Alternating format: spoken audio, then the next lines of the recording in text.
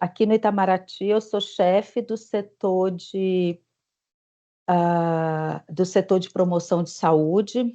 O setor de promoção de saúde é um setor da divisão de saúde, e esse tema de remoção, adaptação a um novo ambiente, a uma nova cultura, esse processo de adaptação, os desafios que tudo isso traz, é um assunto que, desde que eu entrei aqui na DSS em 2022, eu tenho conversado sobre ele. Nós já fizemos um ciclo de palestras aqui em 2022 que se chama Os Desafios da Remoção, e, se eu não me engano, são 7 ou 8 palestras, pegando todos os enfoques. Então, nós chamamos um cônjuge que acompanha, não é um servidor do Ministério, é um servidor de um organismo internacional, e aí ela nos relata quais os desafios para ela como cônjuge, de deixar sua carreira, de estar sempre iniciando em um novo país. Nós temos palestras sobre educação financeira, como se organizar financeiramente no exterior, porque a gente eventualmente retorna para o Brasil. Há 2 palestras que enfocam o impacto da remoção para as crianças e para os adolescentes, para os nossos filhos. E uma palestra fala desse momento que os nossos filhos vão para o exterior com a gente, e a outra palestra é esse retorno para o Brasil, porque imagina que nosso filho saia do Brasil bebê, e a gente passe, por exemplo, 8 anos fora. Então, quando volta, uma criança que talvez não se sinta brasileira. Então, nós chamamos uma pessoa para conversar sobre os desafios, para a construção da identidade, para a aquisição da língua materna, para a interação social dessa criança nesse novo ambiente, que é o país de origem dos pais, e dela também por ter nascido aqui muitas vezes, mas com o qual a criança ou o adolescente não se identificam. Então, nós temos assim, um conjunto de palestras sobre isso feitas em 2022. Por que eu estou falando dessas palestras? Porque, à época, a DSS, aqui, o setor de promoção de saúde, fez uma ampla divulgação e poucas pessoas assistiram.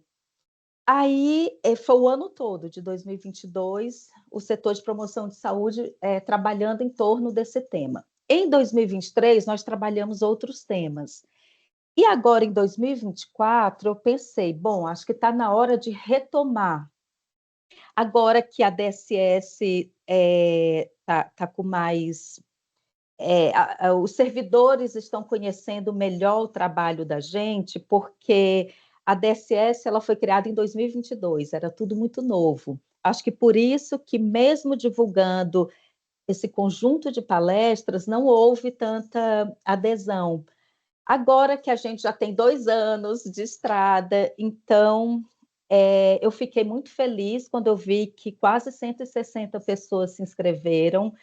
Eu acho assim uma quantidade assim extremamente importante para a gente, para o nosso trabalho, e é um assunto, gente, que não vai se esgotar aqui. Ele foi trabalhado em 2022, a gente está retomando agora e a gente vai retomar. Então, ao final da palestra, eu vou mostrar para vocês como acessar esse conjunto de palestras que nós já tínhamos feito, né? Bom, então vamos agora começar. A doutora Jesselyn Tashima, ela é psicóloga, ela é doutora em psicologia pela UNB, com ênfase em migração internacional, e foi isso que me levou até a Jesselyn. Ano passado eu fiz um curso com ela, um curso online que ela oferece, e foi um curso muito bom, e eu já fiz pelo meu interesse no tema, né? Eu também sou psicóloga, e, e daí eu resolvi convidá-la esse ano, né? A Jesselyn tem ampla experiência acadêmica e profissional com o tema de migração. Ela trabalhou como professora de psicologia, supervisora de estágio e orientadora de pesquisas em universidades públicas e privadas por 10 anos. Foi coordenadora de projeto de acolhimento psicossocial para refugiados. Atualmente trabalha como psicóloga clínica, atendendo brasileiros que moram no exterior e estrangeiros que moram no Brasil, em português e em inglês. E realiza treinamentos interculturais para intercambistas, estudantes internacionais e expatriados. Então, a doutora Jesselyn, ela atende adolescentes e adultos clinicamente. Então, o setting é terapêutico, né, Jesselyn? E adolescentes e adultos que estejam em processo, em transição para um novo país ou em processo de adaptação em uma nova cultura. Então, ao final da palestra, a doutora Jesselyn vai deixar com a gente o contato delas, o contato dela, caso vocês queiram depois contatá-la para atendimento, para si mesmo, para a sua família. E, por fim, a doutora Jesselyn é revisora de artigos científicos em revistas nacionais e internacionais sobre o tema de migração e psicologia, e desde 2022 é coordenadora de um grupo de estudos sobre cultura, migração e psicologia. E é sobre isso que nós vamos falar hoje, não é, Jesselyn? Bom, agradeço a sua vinda, agradeço você ter aceito o nosso convite. E agora, agora eu deixo a palavra com você para a gente iniciar a sua palestra.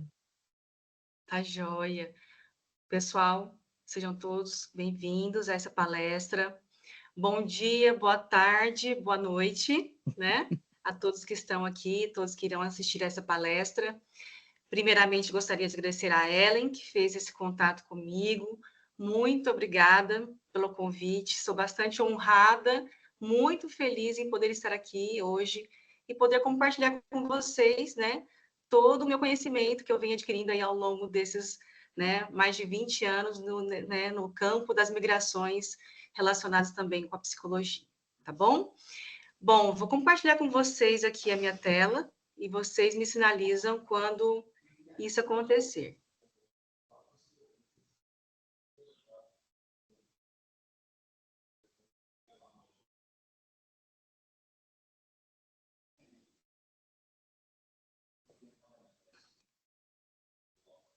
Vocês estão conseguindo ver minha tela? Sim, sim. E Sim? tá a tela cheia, tá tudo certo. Tá, joia. Só tem um detalhe que eu não consigo ver vocês, tá? Tá. Não sei por qual motivo, mas eu não consigo. Eu só vejo a minha tela aqui. Então, se alguém tiver alguma pergunta, né, eu acho que, Ellen, nós combinamos de deixar para o final. Então, Sim, vocês guardem as dúvidas de vocês, as perguntas para o final da minha fala, e aí depois a gente vai organizando aqui. Porque se alguém levantar a mão, né, eu não vou conseguir enxergar vocês, tá bom? tá certo, Jéssica. Então, tá joia. Bom, então, a Ellen já fez aqui as apresentações, né, em relação ao tema, a apresentação também sobre quem sou eu, né, então tá tudo aqui contemplado, todas as questões que a Ellen falou. Só tem um detalhe que eu coloquei aqui também, que eu acho que é super importante, né, do porquê que eu, né, comecei a estudar o processo migratório. Eu tenho uma história familiar de migração, meus avós vieram de navio para o Brasil, né? Então começou com os meus avós, depois os meus pais fizeram o caminho contrário, então eles foram, né, decassegues no Japão, moraram por 12 anos, e eu mesma tive a minha experiência enquanto imigrante, né? Eu fiz um intercâmbio nos Estados Unidos por um ano, e eu morei no Japão também por 6 meses. E foi nessas experiências que eu decidi realmente estudar o processo migratório, né? Eu fiquei assim bastante curiosa, né, de saber que algumas pessoas se adaptavam melhor do que outras, quais eram os fatores, né, que poderiam facilitar a adaptação ou dificultar. E foi então, logo após uma graduação, que eu tive essas experiências, né, de imigração, e então eu tive a ideia de voltar para o Brasil e fazer mestrado e doutorado com o tema específico de imigração internacional, né, mais especificamente com adaptação cultural de brasileiros no exterior. Então, o meu mestrado e doutorado é basicamente sobre adaptação cultural, né, de brasileiros no exterior. Então, foi assim, acho que essa experiência pessoal, ela me dá um lugar de fala muito importante, né, quando se fala de imigração, por eu também ter vivido essas experiências, esses desafios que muitos de vocês, né, passaram ou estão passando, ou passarão, tá bom? Bom, vamos lá, né? Eu trouxe aqui algumas questões, né? Eu, né, enquanto aí, né, professora universitária, eu sempre gosto de trazer quais são os objetivos da minha fala. Então, hoje eu vou trazer alguns aspectos gerais, né, das características da migração, quando se fala de crianças e adolescentes, e eu vou trazer um termo que eu não sei se ele é familiar para vocês, mas é um termo que está sendo muito falado, né? Ele é um tema, é um termo que aqui no Brasil ainda não é tão difundido, mas quando a gente fala de América do Norte, Europa, é um termo bastante conhecido, que são os filhos de terceira cultura, né? O inglês, o Third Culture Kids, né? Então, vou falar para vocês o que são, quais são as características comuns, né, a essa população, alguns desafios que eles enfrentam, sinais de alerta, né, para as questões que envolvem essa população e como ajudá-los, tá bom? Bom, primeira questão que eu trago para vocês é por que falar desse tema? Por que que, né, esse tema tem chamado a atenção, né, da Ellen, de toda a equipe, né? Então, por que que vocês estão aqui? Por que precisamos reconhecer e compreender o efeito da migração na vida das crianças e adolescentes? Eu acho que tem algumas razões, né? Eu posso citar algumas aqui com vocês hoje. Uma primeira delas é que cada vez mais as famílias inteiras, né, têm se deslocado, estão num processo de migração global, né? Se antigamente a migração ela era marcada por uma migração mais masculina, em que muitos pais, né, saíam dos seus países em busca de uma melhor qualidade de vida, né, e tinham então uma migração predominantemente mais masculina, de uns tempos para cá, esse cenário de migração ele se modificou, tendo como característica principal uma migração familiar. Então, a gente precisa saber qual é o efeito disso em todo o contexto familiar. Um segundo ponto é que quando a gente fala de crianças e adolescentes, nós precisamos nos atentar para o fato de que são pessoas que estão num processo de desenvolvimento, né, a pleno vapor, né? Desenvolvimento físico, psicológico e social. E qualquer experiência significativa nessa fase vai ter um impacto de curto e longo prazo, né? E reconhecer também, né, como que a migração ela acontece nessa etapa da vida, né? Traz para nós informações, é um conhecimento muito importante para a gente suavizar a adaptação dessas crianças e adolescentes no país de acolhida ou seu retorno no país anfitrião e também ajudar, né, toda a família nesse processo, né, para que eles tenham um êxito no processo migratório, diminuindo, né, os fatores de risco, aumentando fatores de proteção da saúde mental, né? Então, acho que são questões muito importantes para serem pensadas inicialmente. E aí, quando a gente fala de imigração, né, são vários os motivos pelos quais as pessoas migram, são vários os tipos de migrantes, né? Aqui não é objetivo, mas acho importante mencionar que cada grupo migrante tem uma característica própria e vão ter desafios bastante diferentes, né? Mas o que é importante a gente pensar? Que independente do grupo migrante ou da causa, né, motivo da migração, a migração ela não deve ser vista como uma causa ou sinônimo de um transtorno psíquico, como uma depressão, uma ansiedade. Então, não necessariamente o migrar traz essas consequências, né, que são relacionadas a um transtorno psíquico. Mas nós precisamos nos atentar para o fato de que a migração, sim, ela é um fator de risco. Ela potencializa uma, né, uma geração de algum transtorno psíquico, né? E por quê? Né? Por diversos motivos. Primeiro, por conta dos desafios, né, dos diversos desafios que são inerentes ao processo migratório. E quando a gente fala de desafios, a gente precisa pensar que eles acontecem, né, logo no país de origem ou de partida, né? Então, nós temos ali desafios que começam com o processo decisório. Como que é feita essa decisão? Ela é consentida, ela é envolvida aceita por todos os membros da família? Como é essa aceitação? Então, os desafios começam logo no processo decisório. E aí tem toda a parte burocrática, né? A questão de como conseguir uma moradia, uma escola para os meus filhos, né? Uma rede, por exemplo, de saúde, quais são os médicos, profissionais que estarão envolvidos, né, para os cuidados dessas famílias. Então, o antes, né, já começa a ser um desafio para essas famílias, né, para muitos de vocês. Então, nós podemos pensar que tem desafios antes, durante e depois. Então, falei um pouquinho do antes, durante, né, quando vocês chegam no país. Eu acho que uma das principais questões, né, que são afloradas, né, são questões de comunicação.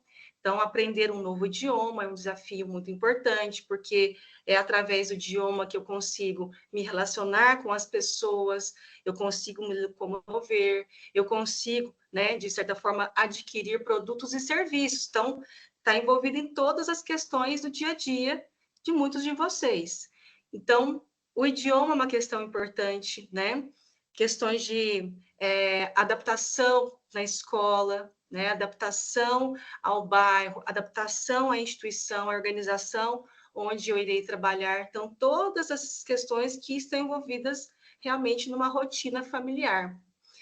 Bom, além desses desafios, né, que aí cada família, né, terá a sua particularidade, seus desafios próprios, podemos pensar também em desafios na volta, né, que aí a volta, o retorno para o país de origem, né, não deixa de ser uma outra adaptação, uma outra migração e que pode se tornar um segundo, ou terceiro, ou quarto choque cultural, no sentido de que, né, aquilo que era familiar antes, né, talvez nos cause um estranhamento, eu já não reconheço as pessoas, né, os filhos, dependendo da idade que sai do país, já não reconhecem e não se identificam com o idioma, né, com as pessoas locais, e aí toda a família ela é envolvida nesse processo, né? Bom, a migração, então, ela tem essas questões do antes, durante e depois, né? Que ela precisa ser pensada e que pode sim, né, se tornar um risco para a saúde mental. Então, como eu citei aqui, são vários desafios, né? Antes, durante e depois. A migração também, né? Algo que é muito importante e que talvez não seja algo que seja tão explícito quando a gente fala de migração, é que há perdas de referenciais identitários importantes. Tem um autor, né, espanhol que ele trouxe para nós a questão do luto migratório. O luto migratório, né, ele ainda é um assunto que aqui no Brasil ainda não é tão difundido, né, no meio acadêmico, mas é algo que está começando a ter uma aceitação mais em termos de academia, né? Mas é importante a gente reconhecer que quando a gente fala de processos migratórios, nós estamos lidando com perdas. E perdas, gente, no nível concreto e no nível abstrato. No nível concreto, em termos de, por exemplo, né, de questões materiais, da casa, né, do entorno familiar, né, da família estendida, dos amigos, do clima, né? Então, a gente muda de um país tropical e vai para um país, né, que tem um clima completamente diferente. É um tipo de perda, né? Outros tipos de perda, perda da questão, né, do contato com o idioma, perda também em relação, né, ao meu status, né? Se aqui no Brasil eu tinha um certo status, né, uma vida, né, que tinha me dava um certo conforto, uns certos privilégios, ao mudar de país, isso pode ter uma conotação diferente. Em alguns casos, posso me ver como uma minoria, né? Muda-se o status, né? Perder esses, né, essas questões mais abstratas que estão relacionadas, né, a poder, oportunidades. Isso também é um tipo de, né, pode vir ser uma experiência de luto.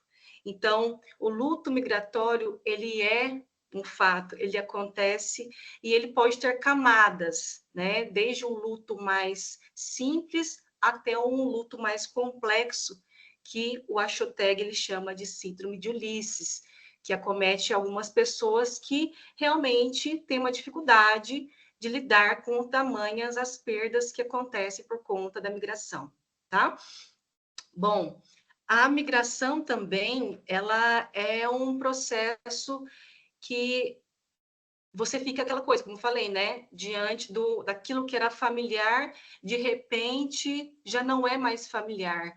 Tudo se torna o quê? Novo. Eu preciso reaprender, né? A, né, reconstruir novas formas de ser, de viver, de me relacionar com as pessoas. Então, todo esse processo, né, ele pode ser para algumas pessoas extremamente desafiador, né? E a gente pode falar que, né, a migração ela é um fator de risco se existe algum tipo de vulnerabilidade antes, durante ou depois do processo migratório. E quando a gente fala de vulnerabilidade, nós precisamos pensar num conceito bem amplo do que é estar vulnerável, né? Tanto no sentido, né, de saúde, como, por exemplo, às vezes a pessoa ela migra com uma condição de saúde prejudicada, ou ela tem uma questão de saúde, uma doença crônica que exige um cuidado a mais, né? Tem, às vezes, né, alguma questão que exige uma terapia especializada, como crianças, adolescentes neurodivergentes.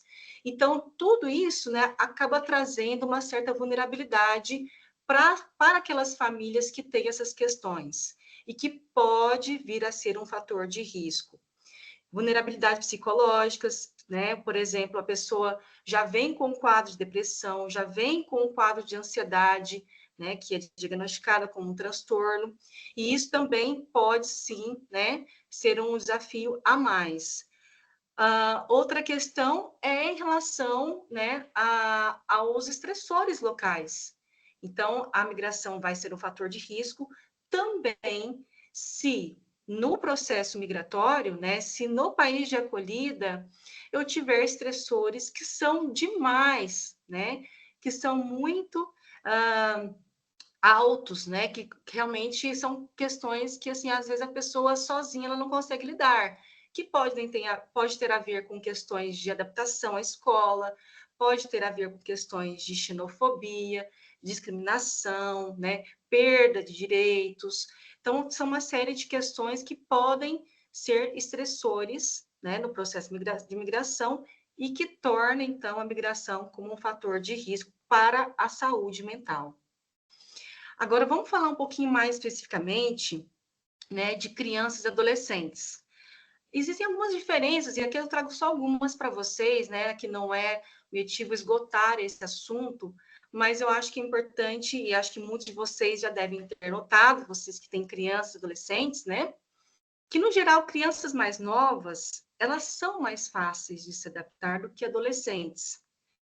Isso, né, existem várias explicações, e uma delas é porque as crianças, elas são menos voltadas pela questão social, né, como os adolescentes, que já têm seu grupo social, parte da identidade pessoal deles, né, é construída, fortalecida pelo pertencimento a grupos sociais, e quando isso muda, né, realmente há um abalo dessa questão da identidade. Então, por isso que as crianças, elas vão abrir menos mão do seu mundo social. Por isso que para elas é um pouco mais fácil em relação aos adolescentes. Elas também têm um aprendizado facilitado pela questão, né, em relação ao idioma local. Então, crianças mais novas também aprendem com mais facilidades. Isso tem explicações, né, biológicas, né, em relação ao quanto que o cérebro, né, está em desenvolvimento, né, nessa fase. Então, elas têm mais facilidade para aprender os idiomas. Mas, por outro lado, também, as crianças elas são mais dependentes dos pais, no sentido que eles buscam um espelhamento. O que isso significa? Significa que, se os pais apresentarem muitas dificuldades, se eles demonstrarem, né, um sofrimento muito intenso em relação a esse processo migratório, as crianças, elas tendem a absorver muito essa questão, porque crianças, elas buscam, inclusive em termos de feição, né, elas buscam o olhar dos pais para elas poderem compreender o mundo, né? Então, vamos pensar uma criança que está aprendendo a engatinhar, está aprendendo a andar, né? Ela olha, ela busca o contato dos pais, né? O contato visual, para ver se aquele movimento é seguro, né? Então, se isso acontece desde o comecinho da vida, isso vai sendo estendido, né? Até mais tarde, para coisas mais complexas, como, por exemplo, esse lugar é seguro, né? Posso confiar nessas pessoas, né? Esse idioma é legal, eu posso aprender, eu vou ter dificuldade. Então, eles buscam muito essa questão. O que, lógico, que com o passar da idade, né, a gente vai criando as nossas próprias experiências, nossas próprias, né, percepções sobre o mundo. Né? Então, com adolescentes, já é um pouco menos, né, dependente dos pais, mas não deixa de ser desafiador, né, o processo migratório. Por quê? Porque a adolescência em si, ela já é uma fase desafiadora. Né? A adolescência, ela é marcada por uma série de mudanças, mudanças físicas, mudanças sociais, né? Mudanças, né, psicológicas. Então, nós podemos até dizer que muitos adolescentes vivenciam um luto da infância, né, que é um luto do corpo infantil, um luto, né, da minha identidade enquanto criança, da minha relação com os pais, né, essa relação que eu tinha tão próxima, tão dependente. Né? Então, todas essas questões, elas são muito afloradas durante a adolescência. Então, né, e a questão que eu tinha falado para vocês também, né, que os adolescentes são mais impactados porque o grupo social ele é mais importante nessa fase. As crianças se voltam para os seus pares, em busca de uma confirmação da sua identidade. E se eu estou em constantes mudanças, se meu grupo social ele é modificado, né, de tempos em tempos, os adolescentes precisam reconstruir o seu processo de construção de identidade. Eu vou falar um pouquinho mais sobre isso daqui a pouquinho, tá?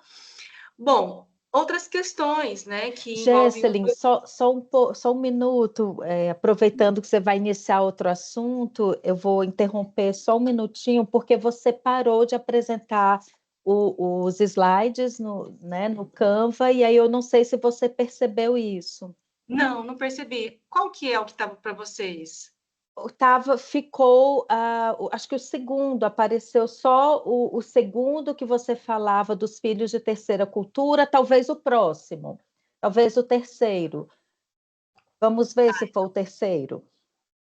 Eu tirei a apresentação, vou apresentar novamente, tá? Vocês estão Tá vendo minha tela? certo. Sim. Tá bom. Vamos lá, então. Passou para vocês? Tá nos objetivos? Sim, os objetivos, sim. Tá Vimos os certo. objetivos. Opa, peraí que saiu aqui novamente. Eu vou fazer o seguinte, eu vou apresentar. Vocês estão vendo a minha tela do PDF, que eu acho que talvez fica melhor. Sim, Vocês estão vamos. conseguindo ou não estão conseguindo ver? Não, até agora não. Tá. Vou voltar aqui para o Canva, não tem problema. Eu Vamos acho ver que é se a gente tem a melhor. mesma. Olha só, vê se vocês estão no título que chama Crianças e Adolescentes Migrantes também. Não, a gente está com na tela o seu rosto. Tá, espera aí então. Mas vocês não estão vendo a minha tela do Canva? Não, a sua Não. imagem, o seu rosto. Tá, então talvez eu tenha que compartilhar novamente. Isso, Ah, olha, o que aconteceu é que por algum motivo parou o compartilhamento aqui no Teams. Tá, vamos tá, lá, não tem problema. tá certo. Obrigada, Jéssica. Imagina. Vamos ver se agora vai. Olha só, estou colocando aqui.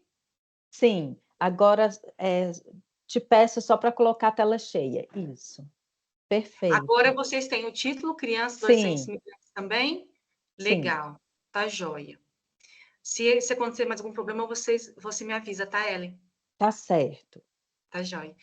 Bom, então, as crianças e adolescentes, eles também, né? Eles vão buscar atender as expectativas da família, da escola, da comunidade local.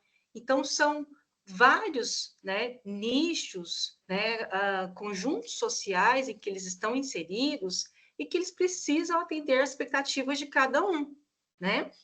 Então, eles não devem apenas realizar tarefas do desenvolvimento que são esperados para cada fase da vida, né? De criança, adolescente, mas também eles devem aprender a navegar pelas expectativas culturais da sociedade em geral, juntamente com as expectativas do lar, o que muitas vezes pode, inclusive, gerar um choque de expectativas. É esperado que sejamos mais coletivistas em casa, enquanto que, um exemplo, tá? Por exemplo, na comunidade local é esperado que eles sejam um pouco mais individualistas, né, que buscam mais autonomia. Então, esses conflitos, né, de expectativas também são os desafios a mais para essa idade. Mas, por outro lado, a gente também precisa, né, reconhecer que eles são altamente resilientes, né, que apesar dessas circunstâncias, desses vários desafios, as crianças e adolescentes, eles demonstram uma resiliência, né, muito grande, em que eles são capazes de desenvolver, né, as suas redes sociais, né, aprender o idioma, se comunicar, para navegar ao longo da sua trajetória migratória. É muito importante também, né, encorajar, reconhecer, encorajar essa resiliência. Agora, né, vamos falar um pouquinho sobre aquele termo que eu falei para vocês, que eu não sei o quanto que vocês são familiares a esse termo, mas acho que é super importante porque diz respeito, né, a muitos de vocês que estão aqui, né, se não todos, que são os filhos de terceira cultura, né? Os filhos de terceira cultura são quem? É um filho, né? É uma pessoa que passou uma parte significativa dos seus anos de desenvolvimento fora da cultura dos pais, né? Então, os filhos de terceira cultura podem ser filhos de missionários, né? No caso de vocês, né? Corpo diplomata, profissionais de negócios, militares, entre outros grupos que estão em mobilidade constante. Então, vejam que, né? São vários tipos de profissionais ou de grupos, né? Que também tem essas mesmas características. Então, foi que começaram todos os estudos voltados para os filhos de terceira cultura. Tá passando meus slides para vocês? Tá numa. Vocês estão vendo 3 Sim, círculos? Legal. sim, sim. Então, tá jóia. Bom, aqui eu trago essa imagem só para vocês terem uma ideia, né? Do que eu estou falando dos filhos de terceira cultura. Né? Então, quando a gente fala de filhos de terceira cultura, esse círculo verde aqui, que está no meio, que de um lado nós temos a cultura dos pais, ou né, a cultura do lar, ou primeira cultura, e do lado esquerdo, né, para mim aqui, nós temos no amarelo a cultura anfitriã, né, que seria a segunda cultura. E eles vão estar nesse meio. Né, que seria então formando uma terceira cultura, né, em que eles vão compartilhar algumas questões comuns, né, dessas pessoas, né, dessas duas culturas, vivendo então num ambiente, né, num estilo de vida internacional, de mobilidade, e aí que cada um vai construir a sua própria identidade. Né? Não necessariamente vamos dizer que eles formam 50-50, eu sou 50% brasileira e 50% americana. Não, pode ter mais de uma cultura, mais de duas culturas envolvidas, podem ter 3, 4, inúmeras culturas, tá? E aí cada indivíduo vai criar a sua própria identidade. E acho muito importante que vocês reconheçam e validem identidades culturais fluidas, que não necessariamente são estáticas e não necessariamente são dicotômicas. O que isso significa? Que em determinado momento eu posso me sentir 100% brasileira. Por quê? Porque eu estou ali com a minha cultura, comendo comida brasileira, escutando música brasileira. Em um outro momento, no ambiente às vezes escolar, eu posso me sentir 100% local, né? E isso é muito possível. E eu também posso, né, fazer uma mistura de várias culturas. Então, por isso que reconhecer essa fluidez, né, e essa dinamicidade em relação à identidade, ela é muito importante. Bom, algumas características aqui comuns, né, aos filhos de terceira cultura. Então, o estilo de vida transcultural, né, em que há uma grande internacionalização, várias culturas convivendo ao mesmo tempo, de maneira geral, alta mobilidade, né? Então, há mudanças aí constantes a cada 2, 3 anos, né? Dependendo do grupo, menos ou mais, uma repatriação esperada. Em algum momento é esperada o retorno, é esperado o retorno para o que alguns chamam de casa, né? Então vamos colocar o casa entre aspas. Então, em algum momento, essa repatriação ela é esperada. E há uma identidade, né? Uma característica, quando eu falo identidade, é uma característica de um sistema que é o sistema promovedor desse processo migratório, né? Que no caso de vocês, né? Nós estamos falando de todo um sistema governamental, que no caso dos missionários tem a ver, né? Com cada uma das instituições religiosas, e assim por diante. Então, tem, né, uma instituição por trás desses grupos, né, que é essa uma característica comum, que acaba, né, dando algumas características pelo estilo de vida, né, pelos eventos sociais que vocês fazem parte. Então, acaba tendo essa identidade, né? Bom, algumas características, né, pessoais, né, em relação aos filhos de terceira cultura, e que, né, algumas questões nós podemos dizer que são vantagens, né, para essa população. Por exemplo, uma ampla visão de mundo. O fato desses filhos de terceira cultura estarem, né, expostos a uma diversidade cultural muito grande faz com que eles, né, tenham uma possibilidade, uma visão de mundo mais ampla, né?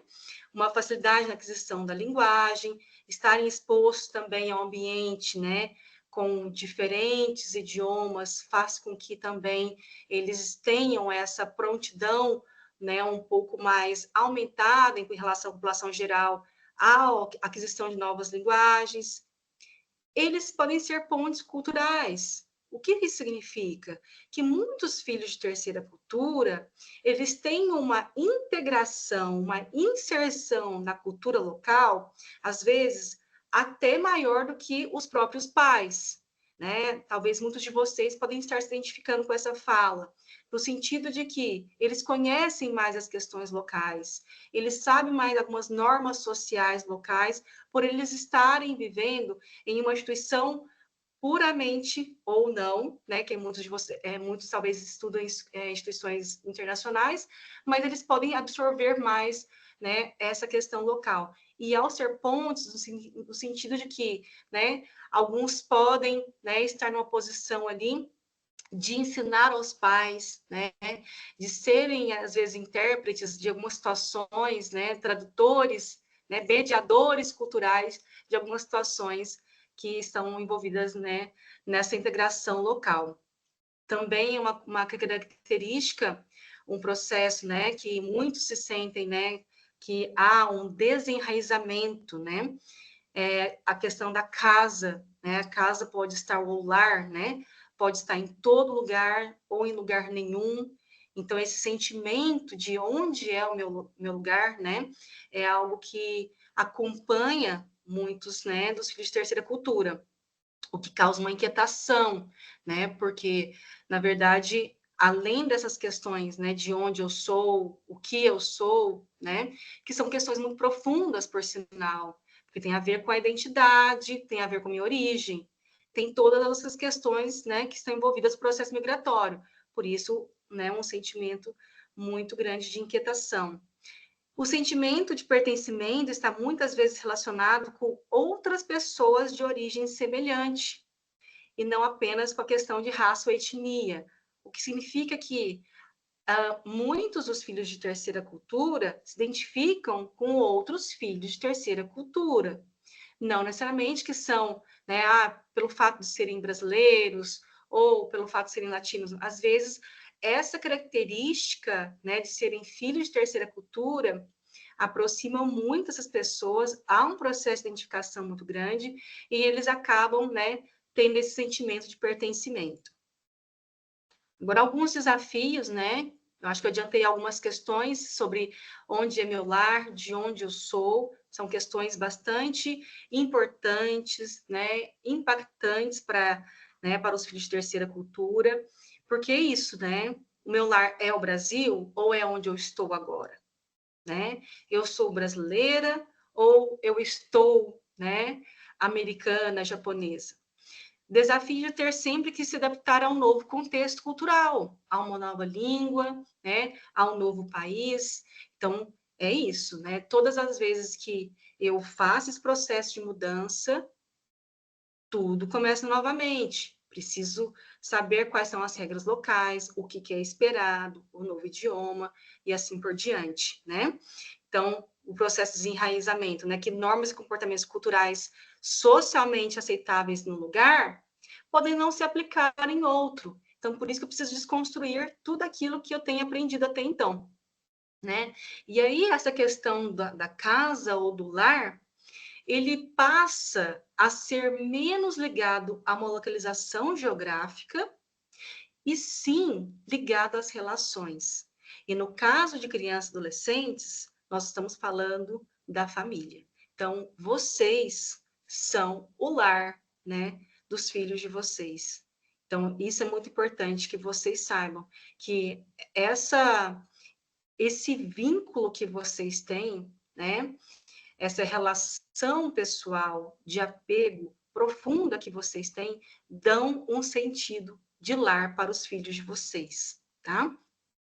Bom, um grande desafio, então, é essa construção ou reconstrução da identidade, né? Que é colocada em xeque a cada mudança cultural. E aqui eu trago para vocês uma questão muito importante, porque a gente está falando de cultura, cultura, cultura, mas vamos entender o que é de fato essa cultura e qual é a implicação disso na identidade?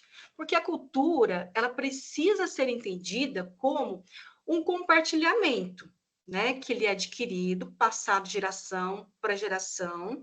Então, e a gente precisa pensar também a cultura num aspecto bem amplo, não só culturas em termos, né, de culturas relacionadas à nacionalidade, mas dentro de um mesmo estado, dentro de uma mesma cidade, dentro de uma mesma cidade, né? Grupos musicais, grupos com orientações sexuais semelhantes. Quando há esse compartilhamento, né? De visões de mundo, modos de pensar, modos de se expressar, modos de se comportar, né? Nós estamos falando de um universo aí que nós chamamos de cultura, né? Então, a cultura, ela nos dá, né, essa referência de como que eu devo pensar, como eu devo me comportar, né? Como posso expressar os meus sentimentos. Então, ela é esse guia, né, para nós. E ela é uma figura de apego, né? Então, assim como os pais, assim como eu olho para os pais, né, meus pais, para saber se aquele lugar é seguro, se eu posso confiar nessas pessoas. A cultura, ela é essa questão abstrata que a gente sabe quando é legal, né? entrar na casa de uma pessoa e eu tirar os sapatos, por exemplo, a forma como eu devo me comportar. Então, ela atua, né, como essa figura de fundo, sendo, então, uma figura de referência. Bom, e então ela possibilita sentimentos de pertencimento, identidade e confiança. E aí, se eu estou em constantes mudanças, né, culturais, a minha identidade, que ela é afetada pela minha cultura, ela é colocada em xeque cada vez que eu me mudo. Então, aquilo que eu achava que era certo numa cultura, já não é mais certo nessa cultura. Então, eu preciso construir uma nova identidade, né, readaptar, né, acomodar novas formas de ser. Né? Então, essas mudanças culturais, elas promovem esse processo de acomodação, né, de novas formas de ser e viver. E esse processo, ele é acompanhado, então, por uma conexão muito intensa com aquilo que é externo, porque é um processo em que eu começo a mapear aquilo que é aceitável, aquilo que não é, o que é esperado de mim, e isso pode, muitas vezes, gerar um estado de alerta, porque eu fico o tempo todo sabendo, primeiro eu fico mapeando de olho para saber se aquilo, né, é aceitável ou não naquele grupo. E a depender, né, de fatores de personalidade, contextuais, isso pode ser mais intenso e causar mais sofrimento ou não, tá? E aí, uma questão muito importante que eu trago para vocês refletirem, né? Quando haver essa conexão muito forte com o externo, como é que está a conexão comigo mesmo? O que eu gostaria de manter em relação, ou o que eu gostaria de promover, encorajar a manutenção da identidade dos meus filhos? Né? Então, esse aspecto, né, promover uma aceitação, né, da etnia, da raça, das origens, é um processo também importante, assim como aceitar e acomodar novas culturas. Né? Então, acho que não se perder buscando muitas referências externas, né? No sentido de que, ao buscar sempre essa validação externa, eu acabo me perdendo. Não, eu acho que é um processo de equilíbrio entre eu acomodar o externo e eu também aceitar e validar aquilo que é meu, aquilo que é interno. Muitas vezes, essa construção da identidade, quando ela está num processo confuso, né, ela é baseada na negativa. Ah, eu sei que eu não sou, né, peruana, eu sei que não sou isso, não sou aquilo. Né? Então, esse também é um processo que acontece muito. E também não deixa de ser uma forma de construção da identidade. Você saber o que você não é já é um caminho, né, para você construir a sua própria identidade.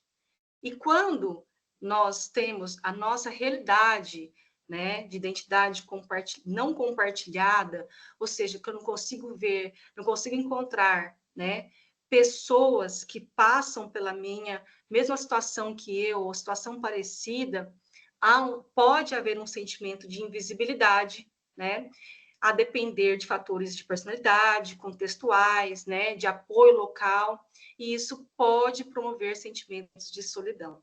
Né? Agora, o oposto, quando eu encontro, né, um espaço seguro, né, para que eu possa expressar minha identidade, ser quem eu sou, independente do país, independente da cultura, quando eu consigo encontrar pessoas que são como eu, há um sentimento de não estar só, né? Há um sentimento de identificação. Essas questões de identidade também são acompanhadas por desafios na relação com as pessoas, né? Aí a gente precisa pensar que nós, enquanto seres humanos, nós nos desenvolvemos enquanto seres humanos a partir do olhar e do vínculo com o outro. Falei para vocês que a criança pequena, ela busca o olhar dos pais para saber, né, se aquilo é seguro ou se não é. Então, nós nos desenvolvemos sempre com essa busca de uma aprovação, né, de um certo guia de pessoas mais próximas. E todo mundo somos, né, a gente precisa pensar que somos seres sociais. Seres humanos são seres sociais. Todo mundo quer pertencer, né, que é um termo muito usado em inglês, que é o need to belong. que é uma questão que faz parte da nossa sobrevivência. Se a gente for pensar, né, em termos, né, evolutivos, estar em grupo, né, nos garantia uma sobrevivência maior do que estarmos sozinhos. Por isso que, ao longo da evolução, nós aprendemos que estar em grupo, né, ou estar em contato com pessoas, nos favorece. Então, por isso que essas questões, né, são também, né, muito complexas quando a gente pensa em mudanças constantes, porque eu chego a um lugar, eu quero pertencer, eu saio, né, acabo refazendo, né, pensando as minhas questões, vou para outro lugar, também existe essa necessidade, né? Então, e é um contexto muito envolvido com muitas despedidas, né? Despedidas no sentido bem concreto, né? De lugares ou questões abstratas, né? De pessoas, de sentimentos, de sensações, e que são colocados, né, à prova aí a cada mudança, né?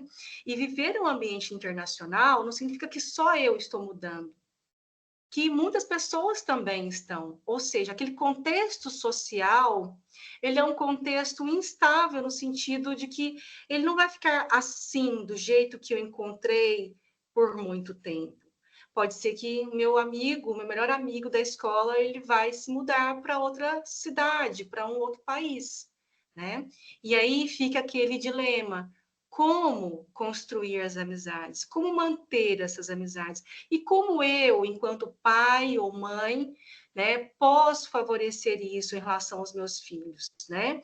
Porque aí fica aquele dilema. Se eu, né, vou nessa busca desenfreada para construir logo minha rede de apoio ou de amizades, ou eu, né, acabo recuando, que também é comum, né? Às vezes, dependendo como isso foi processado ao longo dessas mudanças, eu posso, né, adotar um padrão mais evitativo, no sentido de que por que é que eu vou me envolver com essas pessoas, sendo que eu vou me mudar daqui a um tempo, ou se elas vão mudar, se eu não posso, né, contar com a presença, né, dessa pessoa daqui a um tempo. Então, isso é um grande desafio. Por isso é extremamente importante que vocês, né, primeiro, ensinem, né, promovam as despedidas dos seus filhos, né, dos locais, das pessoas, e procurem manter essas amizades, esses vínculos, né, essas pessoas, mesmo, né, à distância. Muito importante, né? Outros desafios, né? Por exemplo, em relação ao choque cultural reverso, que eu falei para vocês, é o retorno para aquilo que estão chamando de casa, mas que talvez na cabeça da criança, adolescente, aquilo talvez não faça muito sentido. O que é casa para mim, né? O que meus pais estão chamando de casa? Então, há um choque cultural reverso, ou seja, né, né, aquilo que é esperado de um sentimento de conforto, de segurança, às vezes não é isso que acontece, né? Às vezes traz muita insegurança, né, muito desconforto para essa volta. E acho que uma coisa muito interessante também, que eu falei para vocês da fluidez, né, da identidade, é a questão de conviver, então, com a ambivalência, né? Com a questão do paradoxo. É o sustentar o e não apenas o ou. Eu sou, né, brasileira, né, e francesa. Não, ou sou uma coisa ou outra. Eu posso ser várias coisas. Então, acho que conviver com essa ambiguidade, com essa ambivalência, também é um processo importante tanto para vocês quanto em relação aos filhos de vocês, e vocês validarem essas experiências que não são uma coisa ou outra, mas sim uma coisa e outra. Um outro desafio é uma expectativa, né, de uma vida privilegiada, né? Uma imagem de que tudo vai ser muito bom, de que eu preciso estar grato por essa oportunidade, que eu preciso estar sempre feliz. Eu não posso demonstrar sentimentos negativos, né, como luto, medo, raiva, porque eles não são socialmente aceitos. Como assim? Você está morando, você está tendo a oportunidade de morar nesse lugar, tendo essa experiência, convivendo com várias culturas. Como assim você está triste? Você está com medo dessa situação? Então, né, isso acaba invalidando os sentimentos, né? Então, eu acho que aqui também entra sustentar a ambivalência. Eu posso estar feliz pela oportunidade, mas também com medo, também insegura, também ansiosa. Eu acho que a gente acomodar sentimentos ambivalentes é algo muito importante para a nossa saúde mental, porque senão a gente fica procurando sempre uma dicotomia e que ela muitas vezes, né, se não, é quase impossível de acontecer. Um outro desafio também é em relação a essa maturidade não linear, né, que acompanha muitos desses, né, filhos de terceira cultura. São muito maduros para algumas coisas relacionadas à visão de mundo, autonomia, mas podem ser imaturos em outros aspectos, né? Que são, às vezes, próprios da fase do desenvolvimento. Às vezes você vê, né, uma criança falando sobre geopolítica, ou falando sobre economia, ou, né, enfim, questões que são mais esperadas em adultos, né? Você vê, às vezes, numa criança ou adolescente falando sobre isso, você, às vezes, acha que todo o resto acompanhou, mas ela ainda tem os seus próprios desafios, que são característicos da fase de desenvolvimento. Duas outras questões também, que é a questão do luto invisível e o luto não resolvido. O luto invisível, como eu falei para vocês, né, que eu trouxe até o autor para vocês, que é um dos grandes autores do luto migratório, que é esse luto, né, por tantas perdas que eu passei ao longo da vida.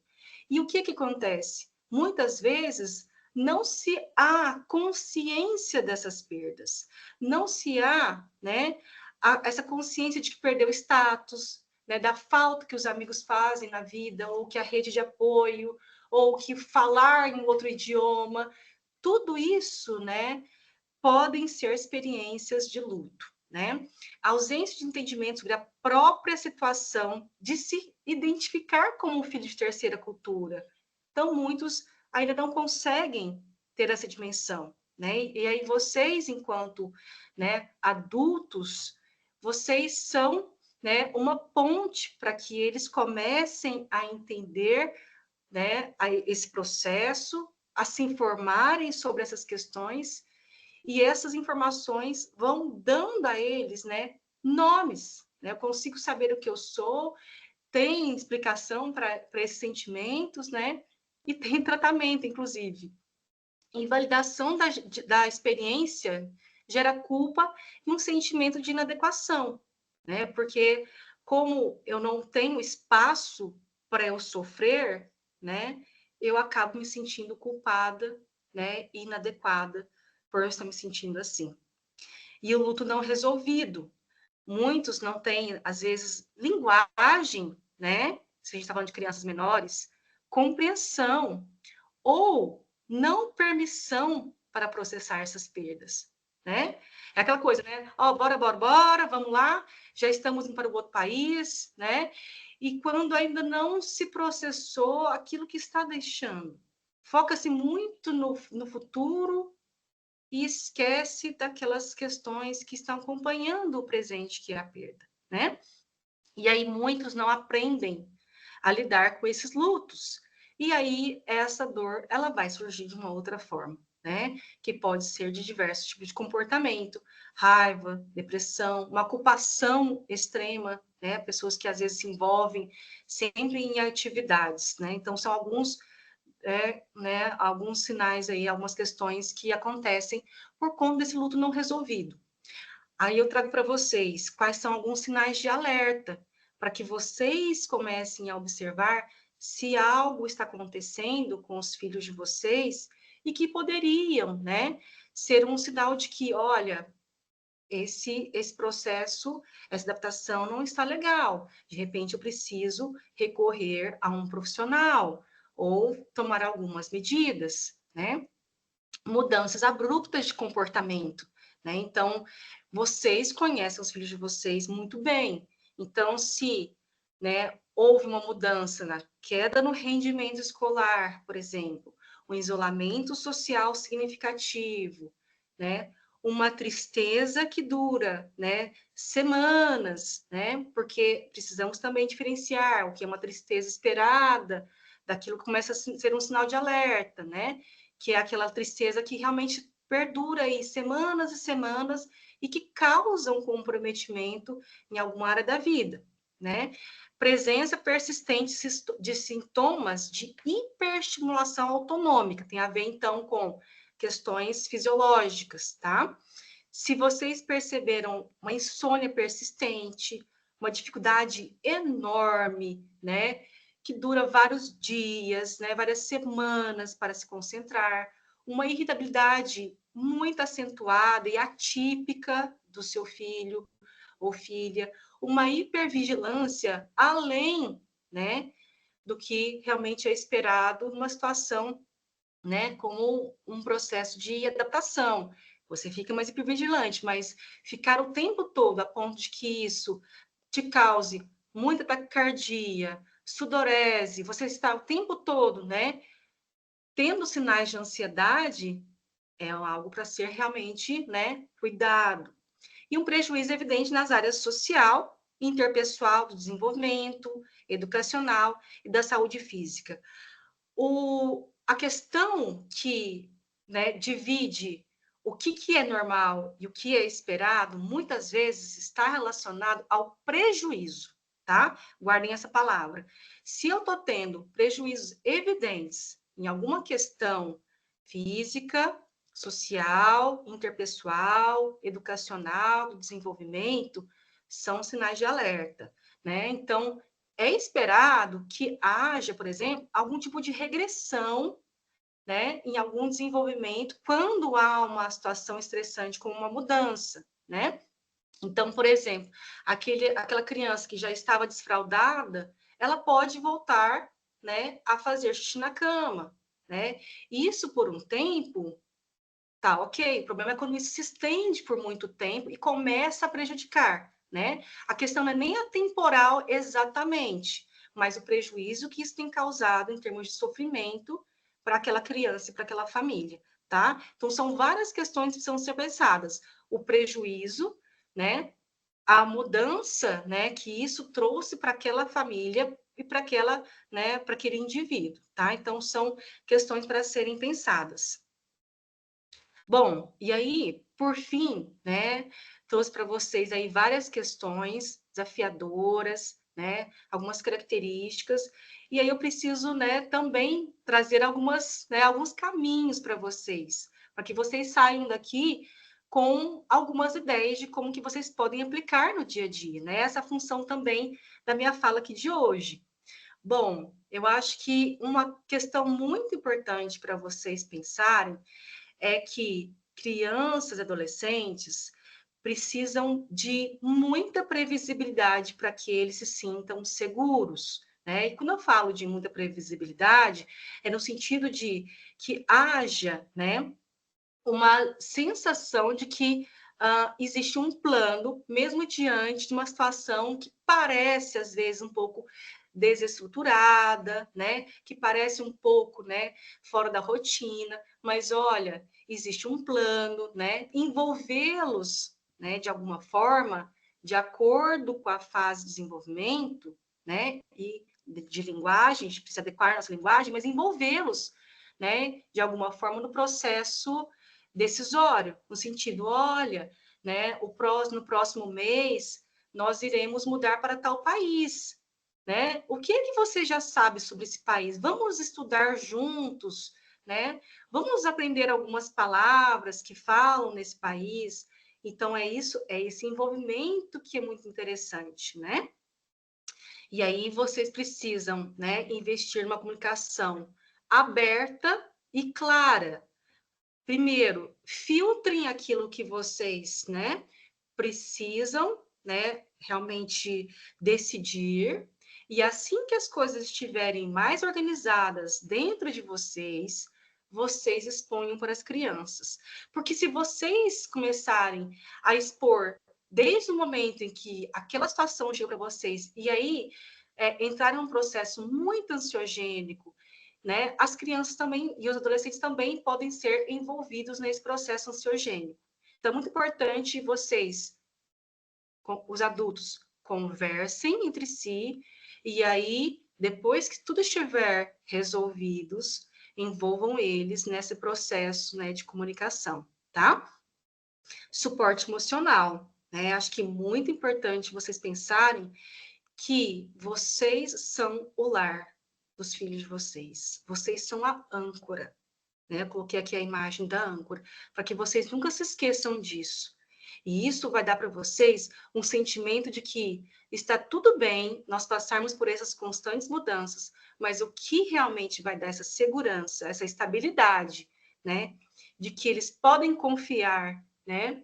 No mundo, nas pessoas, somos nós, tá? Então, vocês são o porto seguro, o suporte emocional principal, não único, tá? Mas principal desses, né, desses indivíduos. E aí, nesse processo de suporte emocional, validar as emoções e opiniões deles, mesmo que sejam emoções difíceis, que vocês não concordem, que vocês, pelo contrário, né, talvez neguem, mas é importante que vocês validem, tá? Assim como as opiniões. Procurar um processo de empatia, acolhimento, estar disponíveis para conversar, né? Encorajar, né? Também a expressão dos sentimentos, sabe aquela coisa assim, não vou nem tocar no assunto, né, para que ele não realmente não reviva tudo que aconteceu. Não, tem que tocar no assunto, sim.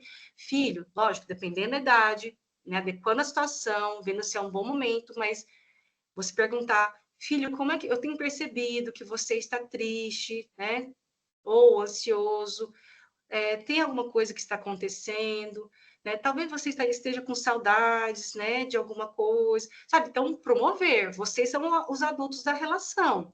Então, quem precisa, né, ser correguladores das emoções dessas crianças e adolescentes são vocês. Então, promover, né, essas conversas difíceis é papel de vocês, tá? Uma questão muito importante, vocês criarem uma identidade familiar. Gente, e usem super a criatividade de vocês, né? Que tem a ver com rotina. Todo dia de manhã nós fazemos o nosso café com, né, com pão, com manteiga, né? Independente de onde a gente estiver. Ou, né, em relação às tradições, nosso Natal esse ano vai ter isso, isso e isso. Nós vamos fazer o nosso amigo secreto. Ou nós vamos, sabe? Então, criem as suas tradições, os seus costumes, onde quer que vocês estejam. Isso dá um sentido de unidade, e a unidade ela é muito boa no sentido de coesão, né? Para que eles realmente tenham essa segurança, né? E, por fim, cuidem de vocês, né? Se vocês perceberem que vocês mesmos não estão dando conta, e tá tudo bem, né? Procurem ajuda, procurem cuidar de vocês, se envolvam em questões, né, da cultura local, façam esportes, né, procurem outras formas de viver que não sejam só a questão do trabalho, né, e dessa forma, ao cuidar de vocês, vocês estarão mais prontos, melhores, para que vocês possam cuidar dos filhos de vocês, tá bom? Bom, e aqui eu encerro, então, a minha palavra, deixo aqui os meus contatos, tá? Então, aqui está o meu nome, aqui é o meu Instagram, embaixo é o meu e-mail, e, por fim, meu contato WhatsApp, que vocês podem me contactar, caso vocês tenham alguma dúvida, né? Nós tivemos aqui um tempo bastante limitado para falar de um tema tão importante, né? E que poderia ficar aqui por horas. Agradeço, então, né, a oportunidade e deixo agora a palavra com a Ellen para ela conduzir aí as perguntas. Muito obrigada. Jéssica, a gente que agradece. Gente, houve um esforço muito grande da Jesselyn de adaptar a experiência clínica dela, o conhecimento acadêmico dela à nossa realidade do Itamaraty. Tivemos muitas conversas, né, Jesselyn, para que a palestra ficasse realmente de uma forma direcionada. E fiz questão também de fazer a divulgação junto à Associação dos Familiares dos Servidores de Itamaraty, para que as famílias, mais, né, não só os servidores, mas suas famílias, seus cônjuges estivessem aqui presentes. E, bom, gente, eu vou abrir aqui para a pergunta. A Larissa levantou a mão primeiro, aí depois o Leonardo. Larissa, pode ligar seu microfone e fazer sua pergunta.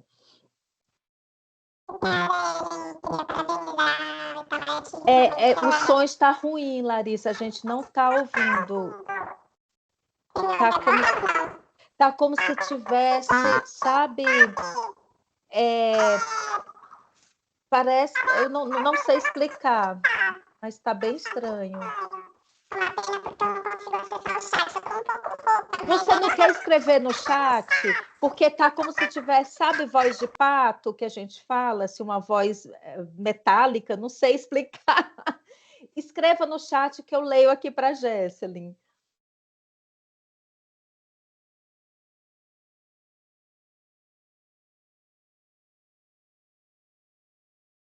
Avisa para a gente se você conseguiu localizar o chat.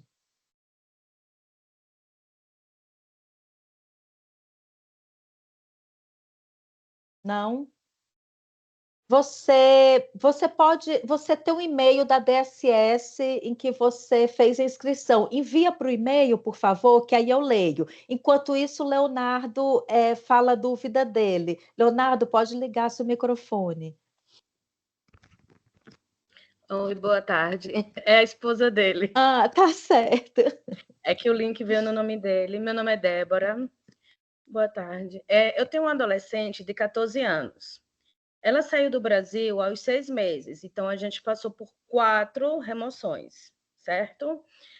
Há um ano, viemos morar no Marrocos e está sendo terrível. Eu estou tendo muitos problemas com ela em questão da adaptação à cultura muçulmana. E isso tem deixado ela bastante triste e eu não sei mais o que aconselhar e o que fazer para ajudá-la, porque ela não quer fazer terapia, mas também ela não aceita a cultura muçulmana, o que as jovens, adolescentes muçulmanos vivem aqui. Porque não bate com a cultura brasileira, né? E ela veio de Brasília, então ela tem muito Brasília na cabeça, a referência de adolescente de Brasília, comparando com a adolescente aqui. Pode ir respondendo à medida que elas vão fazendo a pergunta? Sim, sim. Tá joia. Desculpa, eu esqueci seu nome, estou vendo só o nome do seu marido, mas obrigada pela pergunta. Débora. Débora, obrigada pela sua pergunta. Primeiro, eu gostaria de dizer que eu sinto muito, né, por você estar passando por essa situação bastante difícil, né, com a sua filha adolescente. E essa é uma situação que ela é bastante comum quando se trata de uma mudança para uma cultura tão diferente, né, e que entra em choque diversas questões de valores, de jeito de se expressar, né, uma série de questões que são muito profundas, né? Bom, a questão é, né, o que você, qual que seria um caminho bacana, né? Acho que assim, porque eu poderia te dar algumas questões aqui bem gerais, porque para eu te dar uma opinião um pouco mais, vamos dizer assim, específica, eu precisaria conhecer um pouco mais sobre a sua filha, o contexto em que ela está passando e tudo mais. Acho que essa é uma questão que vale para você, mas vale para todo mundo, que se porventura for me fazer alguma pergunta, eu talvez serei um pouco mais superficial nas minhas respostas, porque é isso, né? Acho que é um cuidado importante que eu preciso ter para que vocês não falem alguma coisa que talvez não tenha a ver, né? Mas eu acho que o fortalecimento, né, de uma rede de apoio para ela seria muito importante, né? Quando a gente fala de adolescentes, como eu falei para vocês, são muito voltados para o grupo social. Então, de repente, inseri-la em algum tipo de esporte, né? Promover encontros com pessoas que estão vivendo situações parecidas, não sei se é o caso, né? De alguma forma, né? É que aqui a gente está em Rabat, é uma cidade muito pequena. E, por exemplo, ela é a única estrangeira brasileira adolescente em toda a cidade. Ela estuda na escola britânica, mas 99% dos estudantes são marroquinos. São poucos estudantes estrangeiros. Então, para ela, essa é a grande dificuldade. E ela está pedindo para ir embora daqui, que quer terminar os estudos em outro lugar e que não quer mais viver aqui. Sim, eu imagino. Débora, então eu assim continuaria insistindo em você, de repente, né, promover algum tipo de situação em que ela talvez possa trocar essas experiências dela. Então, de repente, você pode conversar na escola para que, por exemplo, eles façam, né, um dia ou uma semana, ou seja, um evento, né, em que eles falam sobre cultura. E aí, a partir desse evento, ela pode apresentar um pouco sobre a cultura brasileira.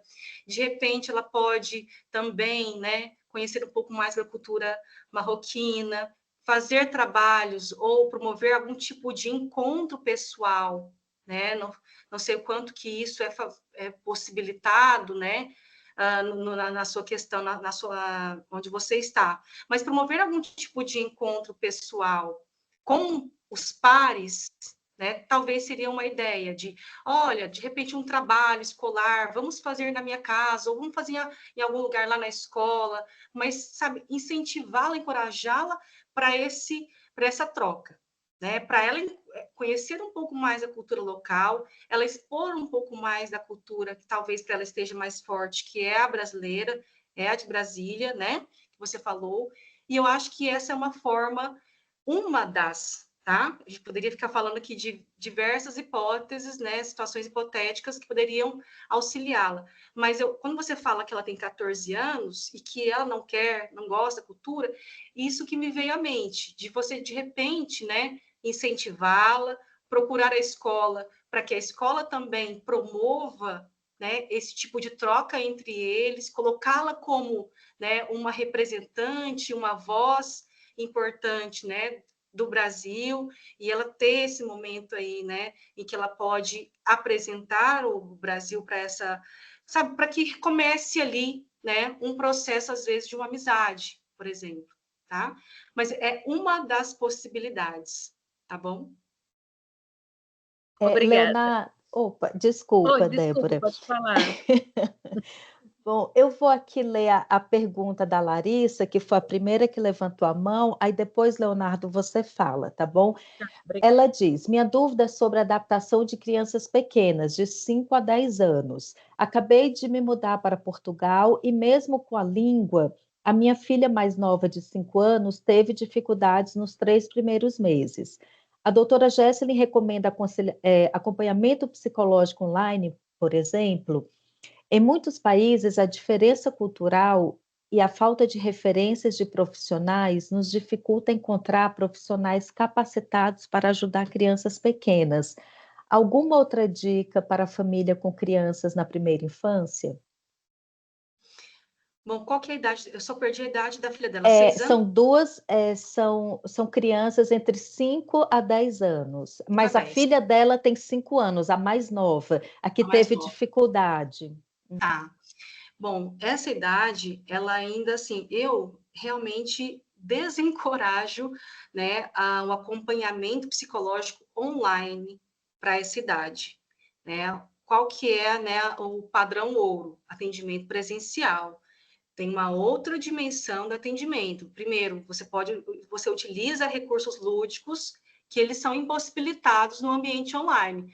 No ambiente online, né, assim, eu acho que é mais adequado para adolescentes e adultos. Crianças, se há a possibilidade de fazer o presencial, eu aconselho que seja presencial. Ah, mas não existe ou não tem uma pessoa de confiança, como que eu poderia fazer? Uma segunda opção, que não é a ideal, é a orientação de pais, que aí você pode recorrer a profissionais do Brasil, por exemplo, se você sente mais à vontade, né? Como profissionais do Brasil, para que eles te orientem, né, o seu cônjuge, ou, né, enfim, a pessoa que está com você, né, para que vocês, né, sejam instruídos de como lidar com essas fases de transição. Mas também aquela coisa, não é o ideal, porque o ideal é que se veja a criança, que se tenha esse acompanhamento, né, com a criança. E aí, né, quando a gente fala de Portugal, existe, né, muitos brasileiros, né, inclusive psicólogos, né, que estão atuando em Portugal. Eu acho que é só uma questão, às vezes, também de tentar procurar, né, para ver se tem pessoas, né, que são brasileiras locais que poderiam fornecer esse atendimento, né, para essas crianças, mas que o ideal, então, que sejam pessoas locais, tá? Se brasileiros ou não. E aí, qual que era a outra questão? A outra questão, só um Ela fez, acho que minuto, umas eu duas ou estou três. abrindo o.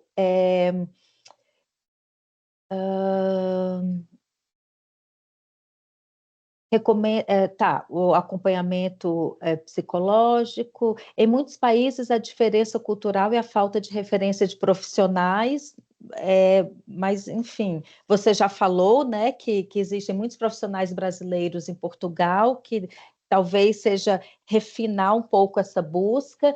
E a Sim. última pergunta é: alguma outra dica para a família com crianças na primeira infância? Bom, essas dicas, na verdade, né, como eu falei, são dicas seriam gerais, depende do que você está chamando de dicas, né? Mas a questão da primeira infância, né, acho que é muito importante, assim, são crianças, como eu falei, são crianças que estão numa fase em que é mais fácil a adaptação, não estou dizendo que nem sempre é, mas que, no geral, né, inseri-las em um contexto local pode favorecer essa adaptação, que seja por meio de uma creche, por meio de uma escola ou algum contato social, acho importante, né? Muitos ficam também em dúvidas sobre como se eles ficarem, né, muito tempo, o tempo que fica é diferente, às vezes, aqui do Brasil, né? Então, acho que investir em momentos de qualidade, especialmente com essas crianças, né, que são mais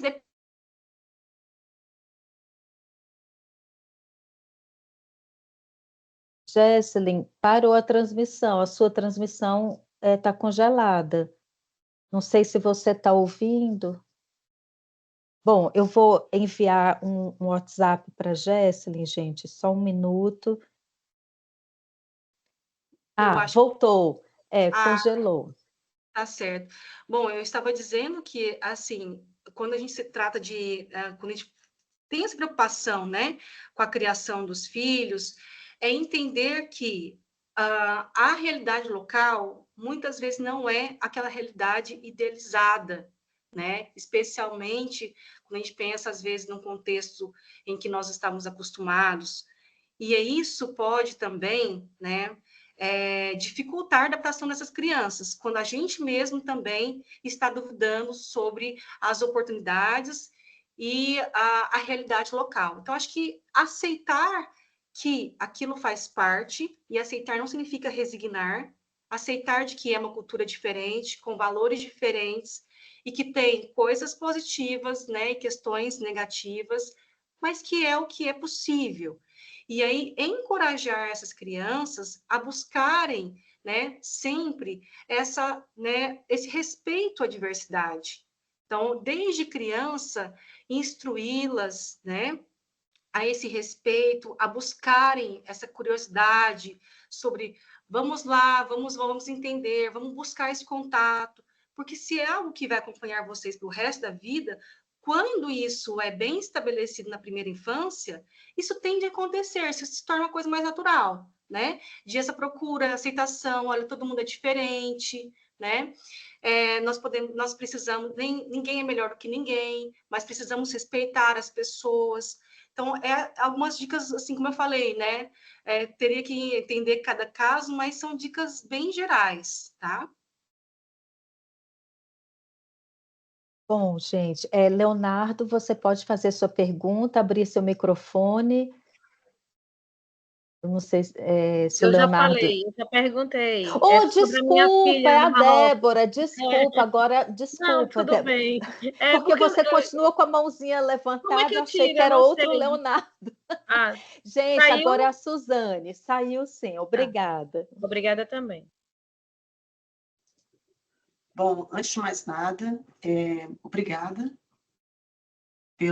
pela apresentação, excelente, é um tema que me interessa muito, então muito obrigada. A história do meu filho é muito interessante, ele já está em 16 anos, e 13 anos ele viveu no exterior, já foi exposto a pelo menos 6 diferentes idiomas ou variantes de idiomas. Então, é bem difícil realmente, todos esses sintomas que você cita, principalmente a timidez, a inadequação social, a dificuldade de pertencimento, né, do sentimento de pertencimento, tudo isso agora na adolescência é perceptível e, enfim, então, assim, muito obrigada, porque isso esclarece muito do comportamento, né? Eu queria fazer um pedido, que é se você podia indicar pelo menos um ou dois outros livros que pudessem tratar basicamente do luto, né? Eu achei muito interessante a questão do luto. Eu já li um pouco sobre Third Culture Kids, com o David Pollock, que é muito bom o livro, inclusive eu recomendo para quem não leu, vale a pena. Mas eu queria, se você podia, Jessely, indicar pelo menos dois outros livros que falassem um pouco sobre essa questão do luto especificamente. E eu queria fazer duas sugestões, aqui são apenas sugestões, ao grupo, inclusive, que está grande, está muito expressivo. O primeiro, se não valeria a pena nós pensarmos na criação, no desenvolvimento de um curso, poderia ser, inclusive, colaborativo, que falasse um pouco sobre alguns aspectos culturais, para que nossos filhos tivessem acesso, ainda que fosse online. Porque é tão específica a necessidade que nós temos aqui no Ministério das Relações Exteriores, que cursos outros que nós viermos a utilizar são interessantíssimos, etc. Mas eu acho que se nós tivéssemos a possibilidade de desenvolver algum curso, alguma apresentação, alguma coisa sobre a cultura brasileira que pudesse ser assistida por todas essas crianças que compõem nossas famílias no exterior, nossos nômades, né, mirins, ia ser muito interessante. E a segunda proposta que eu faria seria a criação de um grupo de apoio. Talvez fosse interessante criarmos um grupo de apoio, talvez de WhatsApp, talvez, não sei qual seria a modalidade, que a gente pudesse estar trocando experiências. Às vezes, pais que têm experiências iguais poderiam estar aqui dividindo soluções que funcionaram com seus filhos que poderão servir para outros pais, ou até mesmo dividir angústias e preocupações, né? Eu acho que são apenas duas sugestões, e a solicitação de uma bibliografia. E só para fechar, eu queria dizer uma coisa que me doeu muito, quando uma experiência que nós tivemos quando nós estávamos comemorando um dos natais fora, no exterior, em que meu filho olhou aquela movimentação toda e voltou e perguntou: mãe, a gente tem família? Né? Porque para ele, pequenino, a família eram 3 pessoas, ele viu aqueles agrupamentos, né, significativos, avô, avó, tio, primo, e aí a pergunta dele foi nesse sentido: a gente tem família também? Então, muito obrigada pela sua apresentação, muito clara, espero que você volte. Muito obrigada, Suzane, pela sua fala. Sobre a sua indicação, eu posso passar para a Ellen. Ellen, a gente pode fazer essa ponte? Sim, sim. Tá certo. Eu vou fazer indicação, inclusive, do autor que eu citei, que é do Axotec. Então, isso aqui já está certo, passarei para a Ellen. E esse exemplo que você citou agora no finalzinho, né, sobre a questão né, da família, e as crianças, e é isso, eu acho que responder também com naturalidade as questões, porque e não questionar ou não invalidar as perguntas ou os comentários também é um caminho muito positivo em termos né, da autoestima. Quer dizer que qualquer pergunta aqui ela é aceita, mesmo que seja às vezes um pouco inadequada ou um pouco desafiadora, mas é isso. Eu acho que ser família, né, especialmente num contexto tão complexo como o de vocês, significa que tem que ser um espaço para que as crianças e adolescentes possam experimentar, errar, né, pedir desculpas, perdoar, serem perdoados. Eu acho que é esse espaço, né? É um espaço de segurança. Suzane, sobre a sua fala, o curso que você menciona, a possibilidade da gente organizar um curso sobre aspectos culturais, isso pode ser uma conversa, Jéssica, que a gente pode ter futuramente, né? E aí, Sim. como você já entende como funciona o Ministério, que a gente teve várias conversas sobre as remoções, sobre essa dinâmica toda, a gente pode adaptar. E aí a gente conversando sobre isso, né? Falarei com a chefia, sim. Penso ser muito importante, Suzane. E outra coisa que você falou do grupo de apoio de pais para trocar experiências, a gente está em sintonia, porque essa é uma ideia da DSS também, do setor de promoção de saúde, e a gente vai ver como organiza isso, em que plataforma, como que será, e aí a gente vai fazer a divulgação também. Muito obrigada pelas suas ideias, sempre muito boas. Obrigada, queridas, muito obrigada.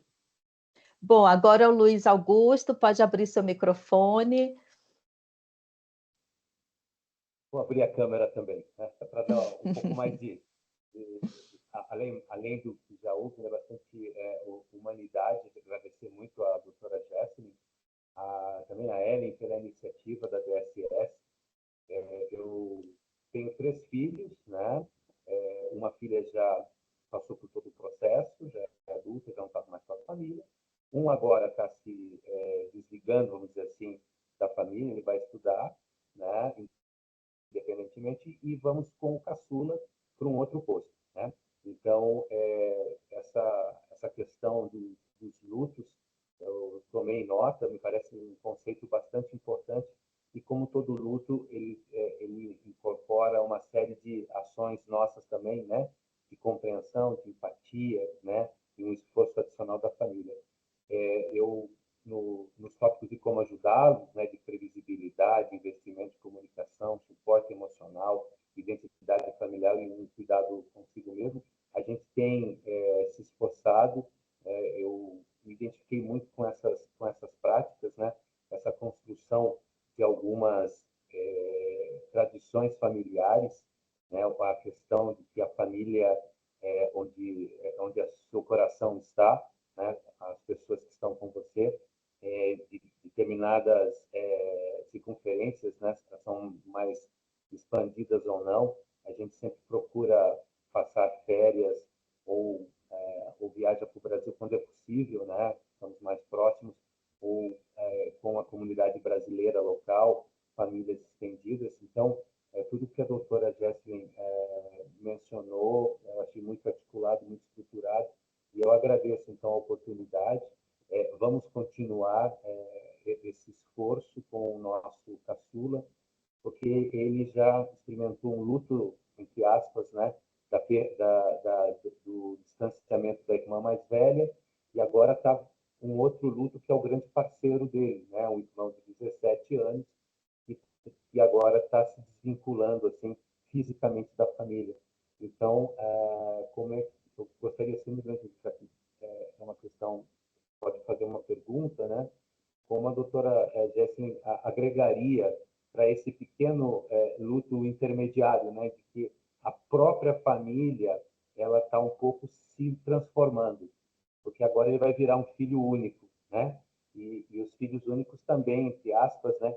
Têm as suas concepções, né? Tem um certo tratamento pela experiência da doutora. Ele deixou de ser um filho caçula, né? E agora ele passa a ser filho único. Ele deixou, ele disse adeus à irmã há algum tempo, mas ele vai agora se separar do grande parceiro dele, né? Que é a referência imediata dele, que é o irmão de 17 anos. Então, eu gostaria que a doutora refletisse, se possível, sobre esse caso particular, né? E só um parênteses, a questão da previsibilidade, né, Ellen? Ela não depende somente de nós, né? Ela depende da instituição, né? A instituição também, ela acaba nos fornecendo questões da família. Então, que o teor de previsibilidade, Ellen, seja sempre muito incorporado nas práticas internas, né, do Itamaraty, né? Existe uma preocupação quando fazemos a remoção, anotarmos que nós temos filhos em idade escolar, né? Então, isso também evolua internamente. Então, agradecer você, agradecer o Cristiano, né, toda a divisão, e que se levem também para as chefias, né, da casa, toda essas nossas necessidades, né, para que sejam cada vez mais contempladas, né, nos processos. Isso é muito importante. Então, doutora Jasmine, somente para a senhora nos compartilhar como é que eu lido agora com a transformação de um caçula em filho único, ainda no âmbito, né, dessa turbulência de grandes transições. Muito obrigado. Luiz Augusto, muito obrigada pelas suas palavras, pela sua pergunta. Bom, eu acho que é uma questão muito importante para vocês pensarem. Vamos pensar inicialmente na relação dele com o irmão. De vocês, né, tranquilizá-lo, de que a presença, né, do irmão, embora não fisicamente estará por ali, né, nos redores, mas ele vai continuar mantendo, então incentivar esse contato, né, com esse irmão, acho que também é muito importante para que eles, né, sintam que esse distanciamento ele é suavizado.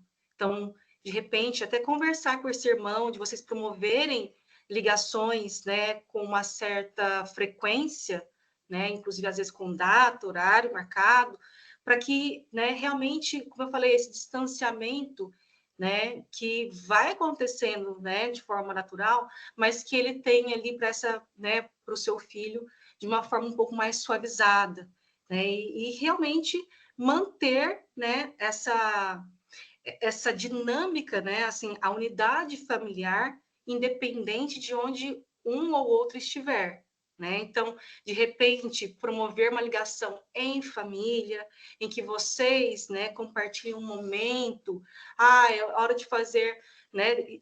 Lógico, a depender de fuso horário também, né? Tem esse detalhe, um agravante às vezes a mais, mas de repente isso se tornar uma prioridade, especialmente no começo, né? Olha, talvez sábado ou domingo, vamos nos encontrar num horário que seja favorável para todo mundo, para que realmente tenha esses momentos, né? Eu acho que essa continuidade de que, olha, meu irmão está saindo de casa, mas ele não está saindo da minha vida, isso precisa ficar certo na cabeça dele, no coração dele, né? De que, de alguma forma, ele vai continuar participando. E ter uma conversa, como ele já tem, o que vai sair tem 17 anos, é isso? Sim. Então, como ele já é, né? Vamos dizer assim, quase um jovem adulto, vamos dizer, tá ali, né? Beirando ali. Desculpa, doutora. O que fica conosco tem 14. O que se despede acabou de fazer 18, né? Então, Isso. Isso eu entendi é o mesmo. bom 14 da caçula. Tá certo. Então, acho que, né, o outro já tem um entendimento maior e vocês têm uma conversa com ele também de, olha, você tem um papel muito importante na vida nossa e do seu irmão. O seu irmão, né, ele vai precisar, assim como você, talvez seja importante que vocês, de alguma forma, né, não sei se eles jogam online, mas é muito comum, às vezes, em adolescente, né? Então, ter alguma coisa em comum, sabe? Então, de repente, vocês podem promover alguma coisa para manter esse laço. Tal dia, tal horário é o momento que os dois, né, vão assistir um filme juntos, também que é outra coisa que é muito comum em adolescentes e jovens, né? Marcam para assistir filmes online juntos, para cada um no seu lugar, mas ficam ali mantendo uma certa conexão. Então, acho que são algumas formas, alguns caminhos, tá, Luiz Augusto, que eu vejo, né, que seria, assim, bacana de vocês, como eu falei, darem essa garantia de que há o distanciamento físico, mas não emocional, tá? Muito obrigado. Imagina. Bom, vamos agora para o próximo, é o Vinícius. Pode abrir seu microfone, Vinícius. Oi, boa tarde. Na verdade, Boa eu sou a Gisele, a tarde. esposa do Vinícius. Eu entrei também pelo link dele. Pois Muito não. obrigada, doutora Jesselyn, pela palestra. Acho que foi muito importante para todo mundo, pelo nível das perguntas. No nosso caso, nós temos duas filhas pequenas e a minha pergunta vai mais nesse sentido.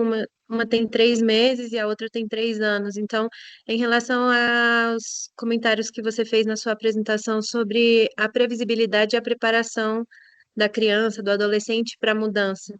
No caso de crianças tão pequenas, né, como as nossas, que têm entre 3 meses e 3 anos, que o nível de entendimento é muito menor, né, do que vai acontecer, de como vai acontecer, de que vamos mudar de um país para o outro, se você tem dicas ou estratégias para que essa previsibilidade seja ajustada, justamente para não causar uma situação ansiogênica, né, de ansiedade. Então, no nosso caso, por exemplo, quando os avós vêm visitar, eu tento fazer um quadro, um calendáriozinho para mostrar quantos dias, mas eu já notei que em alguma outra situação isso causa mais ansiedade do que foi positivo, né? Então, não sei se teria algumas estratégias para crianças nessa faixa etária aí de 3, 4 aninhos que têm um nível de compreensão um pouquinho menor, mas que também precisam dessa previsibilidade, né? Que é mais, de certa forma, mais fácil a criança maior entender do que essa menor. Seria nesse sentido a minha pergunta. Obrigada. Muito obrigada pela sua pergunta. Eu tenho uma filha de 3 anos, então eu sei mais ou menos o que você está falando em termos de comunicação, né? Bom, em relação, né, à forma de se comunicar, eu acho que algumas questões vocês precisam, né, se atentar. Tanto à fase do desenvolvimento, como ao perfil, né, daquela criança ou adolescente.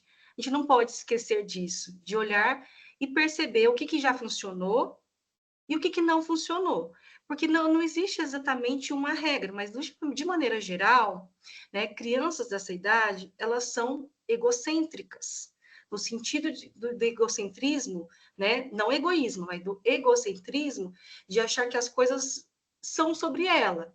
Né? Então, se ela percebe uma tensão, a mãe ou o pai, né, estão num momento de angústia, elas podem achar que aquilo é sobre elas. Né? Então, acho que uma questão importante é vocês, sempre que se tiverem uma situação, né, em que vocês se perceberem ansiosos, ou tristes, ou com medo, ou alguma emoção negativa, e eles perceberem, falar uma linguagem acessível. Olha, a mamãe está um pouquinho ansiosa, mas é porque a gente, né, está acontecendo uma situação assim, uma situação de adulto, né? Mas está tudo bem, isso logo vai passar, né?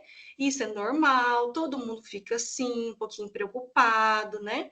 Então, acho que é uma questão.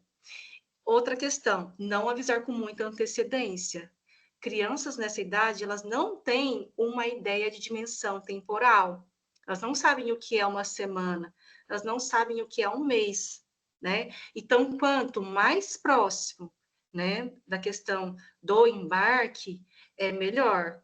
Mas não próximo ao ponto dela não conseguir se despedir das pessoas locais. Então, esse processo também de despedidas, ele é um processo que é muito importante ainda nessa idade, né? Então, vou só te dar um exemplo. Minha filha vai mudar de escola, não é de país, mas é uma mudança importante. Ela está lá nessa escola há 2 anos. Então, vai ter um momento da comunicação, ela não foi comunicada ainda, vai ter um momento da despedida, momento em que ela vai expressar, ela vai levar algum tipo de, né, lembrancinha para os seus colegas, ela vai dizer algumas coisas, vou, né, instruí-la nesse processo de despedida. Então, tudo é adaptado, né, de acordo com a idade, e isso é importante. E aí, continuar esse vínculo também, né? Olha, falando de tal, porque senão a criança acha que desapareceu, né? Cadê? Eu estava com uma pessoa aqui, de repente, no outro dia, já cadê essas pessoas? Olha, fulano de tal, continua lá. Vocês podem se. Quando você estiver com saudade, a mamãe pede para a mamãe dela mandar uma foto. E aí, lembrem-se, né? Vocês são as pontes nesse momento. Depois essa situação pode até se reverter. Mas vocês é que precisam favorecer esse tipo de contato. Então, né, as crianças, elas promovem isso também, que às vezes a gente tem que, né, se inserir mais culturalmente. Trocar mensagens, número de telefone, e-mail com esses pais, porque, assim, às vezes a criança ficou lá 1 ano, vendo aquela outra amiguinha ali todo dia. Então, é importante para ela saber que aquela pessoa pode manter na vida dela, mesmo à distância. Então, é isso, acompanhar, olha, fulaninha está lá na escolinha agora, você está em outro, vamos mandar uma fotinha para ela, para que ela veja onde que você está estudando? De repente, promover uma ligação de vídeo ou outra, Mas é isso, sabe? São algumas dicas aí para esse processo de adaptação. Não sei se eu consegui responder a sua pergunta. Sim, muito obrigada. Imagina. Bom, temos mais uma pergunta, Jesselyn, que é da Andrea. Andrea, pode falar, abrir seu microfone. Oi, Jesselyn. Oi, tudo bem? Eu moro na Jordânia agora. Eu vi a sua palestra maravilhosa, tudo isso eu passei. Eu tenho uma filha só, ela tem 15 anos, mas tudo isso que você falou, eu passei por tudo. E agora eu estou passando uma questão também de conflito, né? Aqui na Jordânia, como você sabe, é perto de Israel, Irã, tudo acontece. E teve situações onde o míssil passava por cima da nossa casa e ela viu, e assim, a gente tem psicólogo, né? Ela está com atendimento psicólogo, mas assim, muito, como você falava, né? É muito comum a gente tentar não passar para ela essa questão da ansiedade que a gente sente muitas vezes, né? Morando num país tão diferente culturalmente. Mas a minha pergunta é: quais são as estratégias que a gente pode fazer para lidar com o estresse do adolescente numa situação cultural tão diferente e tão complicada, né? Andréia, muito obrigada pela sua pergunta. Acho que quando a gente fala de estresse, a gente tem que pensar que existem várias formas de vivenciar o estresse. E eu acho que vocês podem começar entendendo, olhando os filhos de vocês, para ver como eles estão percebendo a situação. O que pode ter uma conotação para você pode não ser a mesma forma para os seus filhos. Então, acho que o primeiro passo é vocês observarem e não fingirem que está tudo bem. Eu acho que é buscar essa expressão das emoções. Filha, você está entendendo o que está acontecendo? O que você acha sobre isso? Sempre perguntas abertas, né? Para que você dê espaço e que seja um espaço seguro para que eles possam expressar o que estão sentindo, né? Valide a experiência, valide aquela emoção. Como eu falei, né, durante a palestra, às vezes é uma emoção que você não concorda, ou uma opinião que você não concorda, ou uma emoção difícil para você. Para muitas pessoas, o choro é muito angustiante, né? Para algumas pessoas, a explosão de raiva é muito angustiante. Mas eu queria que vocês, de alguma forma, validassem aquela emoção, por mais difícil que seja, deixa que aquela emoção saia, né? E aí acolha. E aí você pode ensinar outras formas de eles lidarem com aquelas emoções. Porque o que acontece, né? Como eu falei, nós somos, às vezes, né, correguladores de emoções. Eles vão copiar a forma como nós mesmos lidamos com as nossas emoções e eles vão lidar com as emoções, às vezes, de maneiras parecidas. Se a gente busca muita comida como forma de conforto, eles também vão associar a comida como conforto. Se nós falamos assim, nossa, hoje eu estou um pouco triste, ou então você pode falar sobre você, ou falar assim, olha, estou percebendo que você está um pouco, né, nervoso com essa situação. O que você acha da gente dar uma volta? Né? O que você acha de a gente assistir uma série bem legal, né? Depois de ter conversado, ou se você acha que aquele momento não é o momento que a pessoa está aberta para conversa, vamos assistir alguma coisa legal, né? E sempre procurar assim, né? Nessas conversas, acolher e verificar o que eles têm como plano para resolver a situação, né? Então, porque nós adultos, a gente tem uma ideia de que eles não sabem como lidar com as situações. E a gente atropela um processo muito importante de autonomia emocional, que é um processo em que eles precisam descobrir o que eles precisam fazer sobre os problemas, aquela situação estressante. Então, você pode virar para ele e falar assim, o que você gostaria de fazer agora? O que você acha que alivia, né? Quando você está um pouquinho nervoso? O que você já fez, né, no passado que te ajudou? Ah, mamãe, ajudou muito eu ter, por exemplo, saído para dar uma volta, conversar com fulano, fazer isso. Então, esse é um processo importante. É vocês atuarem de forma a darem as mãos nesse momento, né? No sentido de vocês, né, guiarem, não conduzirem de maneira que vocês vão dar a resposta, mas é vocês, junto com eles, construírem formas, né, adaptativas, funcionais, adequadas de lidar com os estresses da vida. Né? Então, verifica o que ele já tem feito, provavelmente ele não vai ter muito repertório, né? E aí você pode dar algumas sugestões. Que tal a gente fazer isso, se ele não vem com alguma ideia? Mas estimula ele a pensar, a pessoa a pensar. Eu acho que esse é um processo muito importante, porque nós pais damos muitas respostas prontas. E a gente esquece de que eles precisam começar a pensar por si só. Então, esse processo é muito importante, faz parte do amadurecimento. E como eu falei, às vezes vai ser uma coisa assim, que vocês não concordam, uma coisa absurda, acolha, fala, olha, mas será que isso é uma boa ideia mesmo? Vamos tentar tal ideia? Talvez você vai se sentir melhor. Que tal a gente tentar isso? Né? Então, esse é o papel de vocês. É você, então, observar, né, conduzir esse processo de questionamento, que a resposta tem que vir deles, mas, né, conduzir e ampliar o repertório, né, de formas de lidar com o estresse. Responde a sua pergunta, Andréia. Sim, obrigada. Imagina. E, André, me ocorreu aqui também que é importante, nesses países em que o conflito, há sempre uma instabilidade, seja no país, seja na região em que o país está inserido, que é o caso da Jordânia, né? A Jordânia não tem a instabilidade do Líbano, por exemplo, mas está numa região que é completamente instável.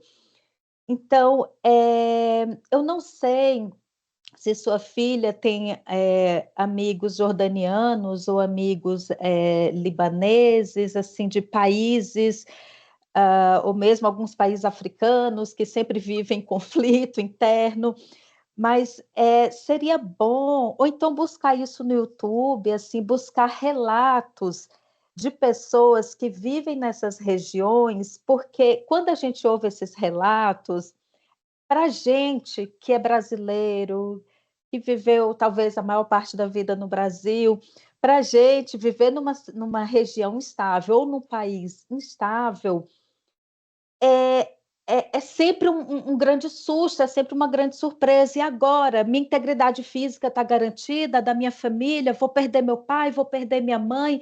Então, uma série de pensamentos conflitantes vem na cabeça pela falta mesmo da experiência vivida. E conversar ou ir atrás de depoimentos nesse sentido é importante, porque essas pessoas, os relatos são até assim surpreendentes. Eles convivem tão cotidianamente que o sofrimento, todo um mecanismo de defesa já foi acionado, né? Todo um mecanismo de defesa já foi acionado, psiquicamente, então internamente eles já têm algum repertório, algumas, né? Eles já têm certos pensamentos que vão acalmando, seja por esse sistema de defesa que já foi criado culturalmente até, seja porque, bom, é só mais um conflito. Então, não sei se ajudaria ela a ter contato com esses tipos de relatos, mas eu penso que é sempre importante buscar quem já teve a experiência, né? Eu concordo com você. Vou procurar. Até acho o que a colega falou aí sobre um grupo de apoio, de Sim, acolhimento, acho que seria uma coisa bem interessante. sim, a gente está pensando em fazer, assim, já é um plano da DSS, e aí a gente vai fazer a divulgação, Que bom, muito tá bom? obrigada. De nada, Andréia. Gente, mais alguma pergunta? Porque antes de encerrar, eu quero passar uma informação para vocês. Aí, mais alguma pergunta? Bom, eu acho que não, ninguém levantou a mãozinha. Bom, caso vocês não tenham pego o contato da Jesselyn, pode me enviar e-mail, ellen.lima, ou para a DSS, arroba, a gente envia o contato. E uma outra coisa, gente, eu vou compartilhar um conteúdo com vocês. Bom, aqui é um um QR Code e eu peço para quem se interessar, direcionar o celular para ter acesso a esse ciclo de palestras que a gente fez em 2022, que aborda a questão do cônjuge, a questão da criança pequena, o retorno ao Brasil, a mudança para o exterior. Então, são 7 palestras que vão enfocar todas essas variáveis, né? E aí vocês podem assistir com calma, também são palestras de 1 hora. E, bom, convido todos a assistir. E, bom, eu vou parar aqui o compartilhamento, gente. Espera aí, cadê? Onde é que eu paro? Ah, tá aqui. Bom, e agora, mais uma vez, Jesselyn, muito obrigada. Vamos continuar nosso diálogo e, sobretudo, pensar numa espécie de curso que a gente possa oferecer para os servidores e suas famílias, tá bom? Gente, agradeço a presença de todos, foi assim, foi muito bom saber que o interesse foi amplo e isso só nos dá assim a certeza de que esse tema ele precisa ser melhor abordado aqui no Ministério. Tá bom? Pois um Obrigada, abraço a Ellen. todos. Muito obrigada, Continuamos em pessoal. contato, Jéssica. Tá joia, gente. Obrigada. Tchau. Tchau, tchau.